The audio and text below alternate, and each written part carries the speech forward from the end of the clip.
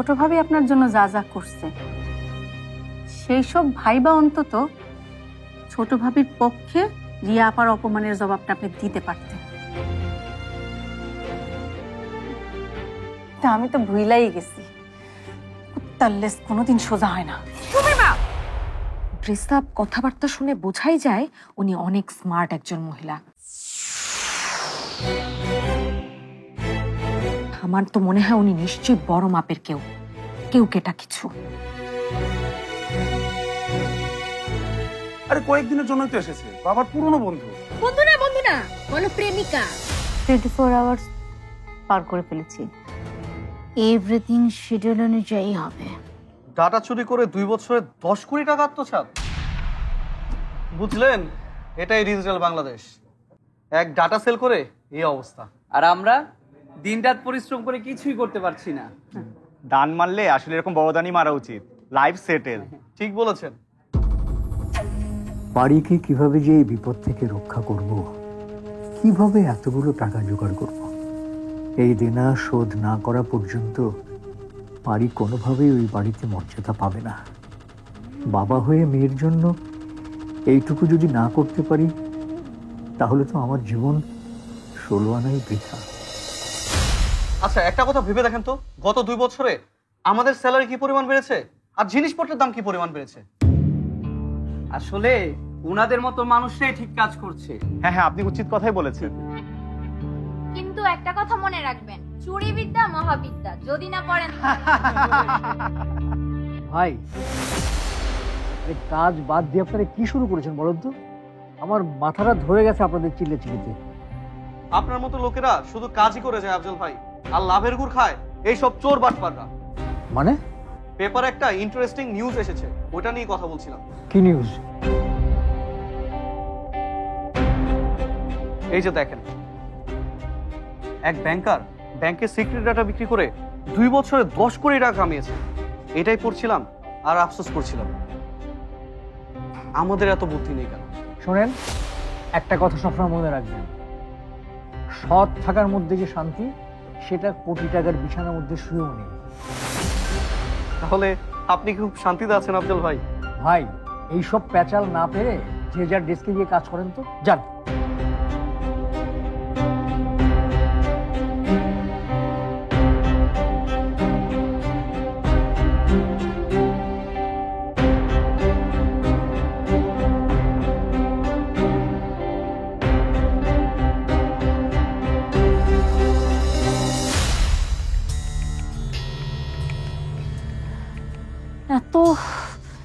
এত অপমান করার পরও কোনো কিছু হচ্ছে না পারমিতার।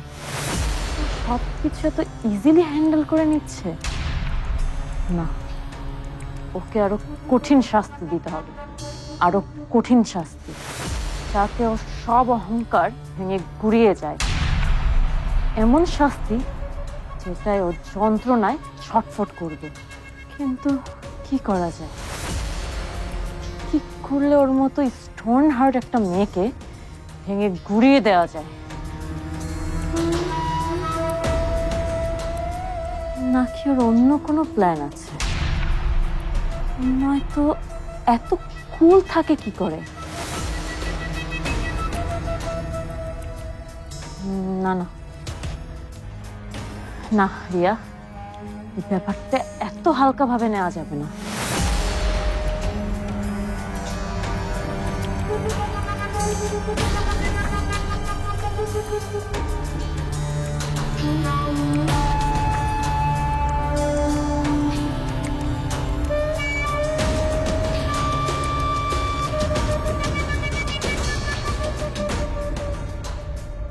হ্যালো মামুনি, কি খবর?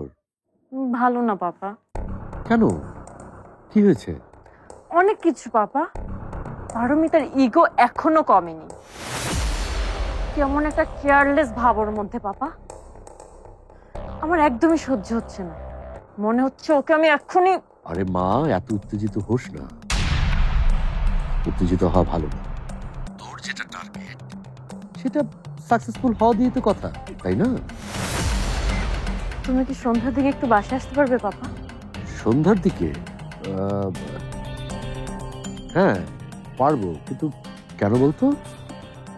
আজকে ইরফান আর আমার বিয়ের তারিখটা ঠিক করে ফেলো মার সাথে কথা বলতে। আচ্ছা আচ্ছা আচ্ছা, ঠিক আছে, তাহলে আমি আসছি।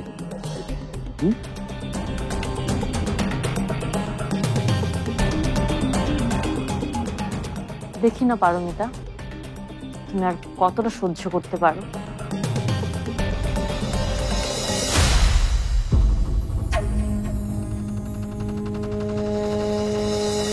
এই যে দেখেন, এক ব্যাংকার ব্যাংকের সিক্রেট ডাটা বিক্রি করে 2 বছরে 10 কোটি টাকা কামিয়েছে।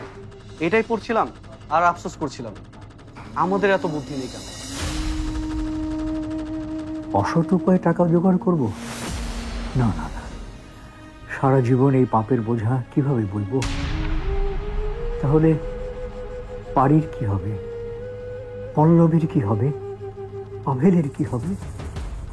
শুধুমাত্র নিজের সততা ধরে রাখতে বাবা হয়ে ছেলে মেয়েদের জীবনকে আমি হুমকির মুখে ঠেলে দেব? সাইমা, দেখো, তোমাকে ছাড়া আমি কত অসহায় হয়ে পড়েছি। একটু চিন্তা শেয়ার করার মতো লোকও পাচ্ছি না।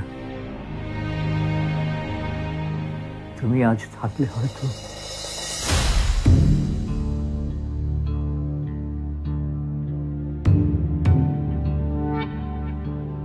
কি ব্যাপার আফজাল ভাই, শরীর খারাপ? না না, না বললে তো হবে না আফজাল ভাই। সকালে চা খেতে ডাকলেন না, লাঞ্চে গেলেন না, এখানে একা একা বসে কি ভাবছেন বলেন তো? কিছু না বশির ভাই, কিছু না। কিছু একটা তো ঘটেছে আফজাল ভাই, আমি তো আর আপনাকে আজকে নতুন দেখছি না। নিশ্চয়ই ফ্যামিলির কাউকে নিয়ে কোনো দুশ্চিন্তা করছেন। আসলে পারির জন্য খুব দুশ্চিন্তা হচ্ছে। পারি? কি হয়েছে পারি? এখন পর্যন্ত মেয়েটার জন্য কিছু করতে পারলাম না, আর ওর শ্বশুরবাড়ির পরিস্থিতিও খুব একটা ভালো না। ও, ওই 5 কোটি টাকার দেনার কথা না? হ্যাঁ, টাকাটা পারি প্রায় জোগাড় করেই ফেলেছিল, কিন্তু শেষ মুহূর্তে এসে কেমন যেন উল্টাপাল্টা হয়ে গেল। এদিকে পল্লবও বিদেশে যাওয়ার কথা বলেছিল। এখন ওকে যদি বিদেশে পাঠাতে না পারি, সবই টাকার খেলা বশির ভাই, সবই টাকার খেলা। চিন্তা করবেন না আফজাল ভাই, একটা না একটা উপায় বেরোবেই। মিথ্যা ভরসা না, এখন আমার খুব বিরক্ত লাগে। ভালো বুদ্ধি যদি দিতে না পারেন, তাহলে দয়া করে মিথ্যে ভরসা আমাকে দেবেন না। 5-10 লাখ টাকার বিষয় না তো, এটা কোটি কোটি টাকার ব্যাপার। আমি এত টাকা কোথায় পাবো? মিথ্যা সান্ত্বনা না আফজাল ভাই। দেখেন, আপনি সৎ কর্মঠ মানুষ, আপনার মতো মানুষ ব্যর্থ হতে পারে না। আর যদি হয়, তাহলে মানুষের সবকিছু ব্যর্থ হয়ে যাবে। এই সততাই আজ আমার শত্রু হয়ে দাঁড়িয়েছে। আর আপনার মতো ভালো মানুষ বন্ধুরা আমার জন্য হয়েছেন বাধা। কিভাবে এই অল্প সময়ের মধ্যে আমি এতগুলো টাকা জোগাড় করব, তার তো কোনো পরামর্শ দিতে পারেনি না। তার উপরে বলেন আমি সৎ। এই সৎ শব্দটাই আসলে একটা ফাঁদ। এর আসল অর্থ হচ্ছে অপদার্থ, ভীতু, অক্ষম। আমি হচ্ছি তাই। আমি একজন অপদার্থ বাবা, অপদার্থ স্বামী, আর কিচ্ছুই না, কিচ্ছু না। যান, ওদের কাছে যান, ওই বুদ্ধিওয়ালা মানুষের কাছে যান, ওই হেড অফিসের পলাশ সাহেবদের মতো মানুষের কাছে যান। ওরা আপনাকে 102 নম্বরে বুদ্ধি দেবে টাকা কামানোর জন্য। আমি আর কি, আমি কিছু বললেই তো দোষ। এখন থেকে আপনি পলাশ সাহেবদের মতো মানুষের কাছে বন্ধুত্ব করেন কি?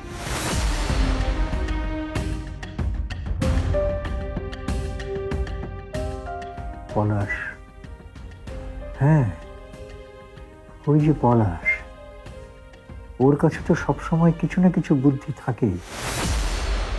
সৎ হোক অসৎ হোক, আমার এখন দরকার অল্প সময়ে কোটি টাকা আয় করার বুদ্ধি। আরে বাবা, আস্তে আস্তে আস্তে, তোমার সার্জারি হয়েছে, ব্যথা পাবে তো। আমার এখন একদমই ব্যথা নেই, আপনি আমাকে নিয়ে তো ভাববেন না মা। আরে বাবা, হঠাৎ কি হলো? তুমি এত অস্থির হলে কেন? স্পেশাল অ্যানাউন্সমেন্ট আছে। কি অ্যানাউন্সমেন্ট? এই তোমরাও শোনো। আজ আমার আর ইরফানের বিয়ের ডেট ফাইনাল করা হবে।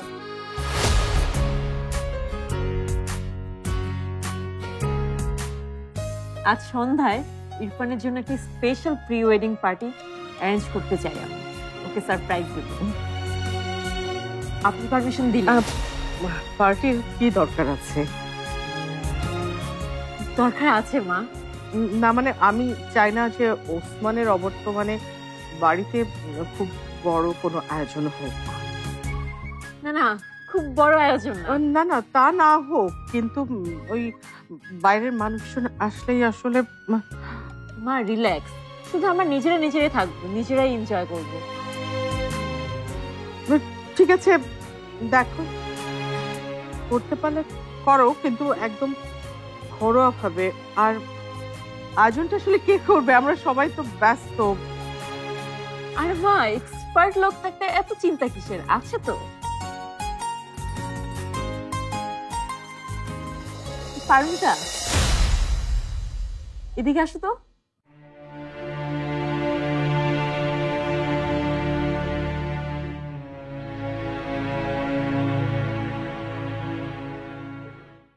তুমি কিন্তু বলেছো যে সব আয়োজন তুমিই করবে, আজকেটাও তুমিই করো। শয়তান সিমরি একটা। কি করবে না? উনি কেন করব?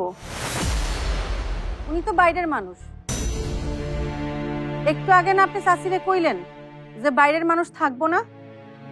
না না, ও তো আমাদের এখানেই থাকে, আর আমরা তো ওকে বাইরের কেউ বলেও ট্রিট করি না।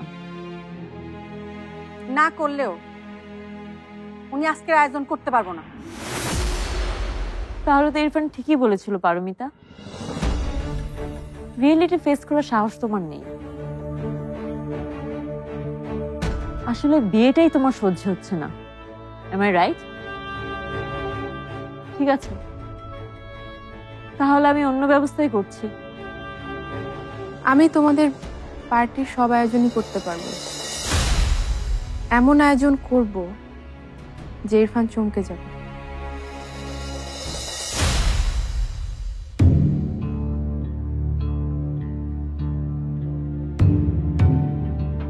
হ্যাঁ, কাকে চান? আচ্ছা, এই বাড়িতে কি পলাশ নামে কেউ থাকেন? হ্যাঁ থাকে। ওনাকে কি ডেকে দেওয়া যাবে? আমার খুব জরুরি দরকার। একটু অপেক্ষা করেন স্যার।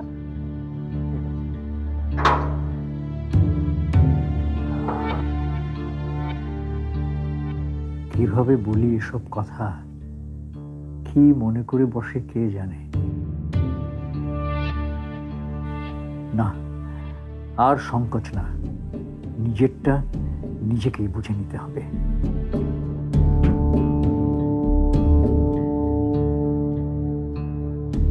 আফজাল সিদ্দিক,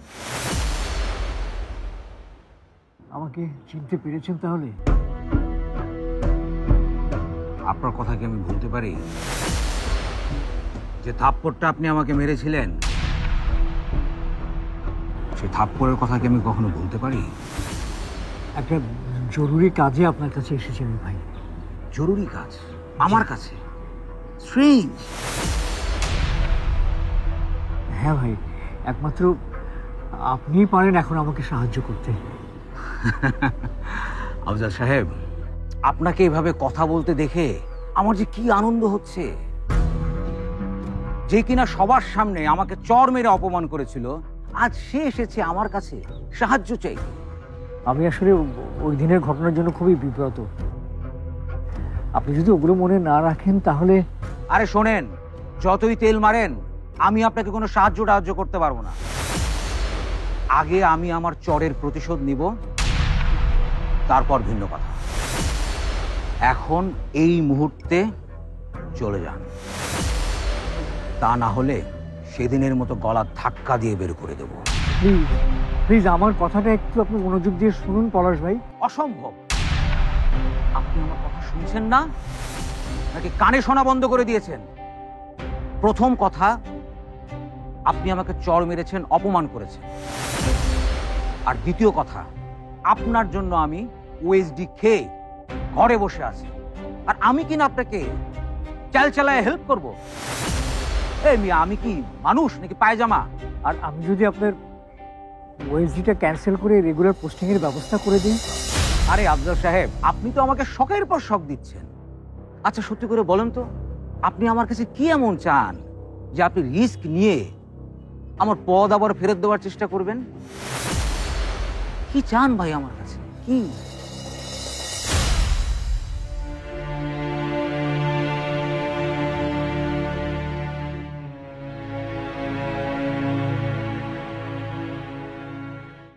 এইসব আপনি কারে দেখানোর জন্য করতেছেন ছোট ভাবি? অযথা আমাকে বিরক্ত করো না শিউলি, অনেক কাজ পড়ে আছে। এক একজনের এক এক খাবার পছন্দ, অনেক কিছু আলাদা আলাদা করে রান্না করতে হবে। দেন, এসব করতেছি আমি। ভাবছিলাম কোনো কাজে হাত দিব না, কিন্তু আপনারে এত কষ্ট করতে দেখা আর সহ্য হইল না আমার। দেন তো, আমি করতেছি, দেন।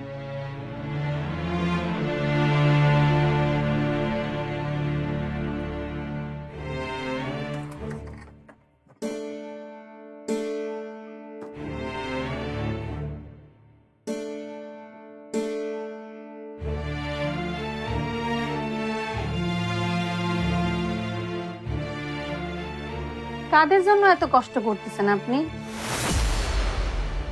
এগুলা তো সব এক একটা নিমক হারাম। আপনি যে কেন এগুলোর জন্য এত কষ্ট করতেছেন এইটাই আমি বুঝি না ছোট ভাবি। আমার তো কোনো অসুবিধা হচ্ছে না শিউলি, তুমি শুধু শুধু কেন এত প্যানিক করছো? রান্না শেষ হলে নিজের ঘরটা একটু গুছাতে হবে। যার কথা এত কিছু করতেছেন সে কি জানে এই বাড়ির কে কি পছন্দ করে? ছোট ভাইজান যে এমন করব আমি ভাবতেই পারি না। হায় রে মানুষ, সে মানুষই চিনল না।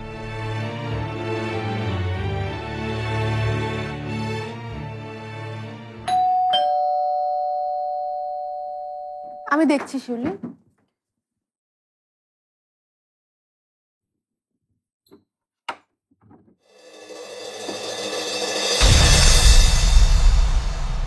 আপনি এখানে?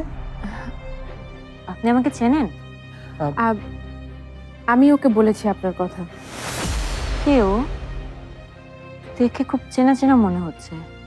আপনি চিনতে পারছেন না আমাকে? আপনি আমাকে একটা উপায় বলে দেবেন, 5 কোটি টাকা কিভাবে আমি পেতে পারি? পারবেন না? পারবো কি পারবো না সেটা তো অনেক পরের কথা। আগে আমার হাতে আমার জয়েনিং লেটারটা আসতে হবে। রিয়ার সাথে ইরফানের বিয়ে হলে তুমি ভালো থাকবে তো? থাকবো। ইরফান ভালো থাকলে আমিও ভালো থাকবো। তা কিভাবে ভালো থাকবে? একা সন্ন্যাসী হয়ে?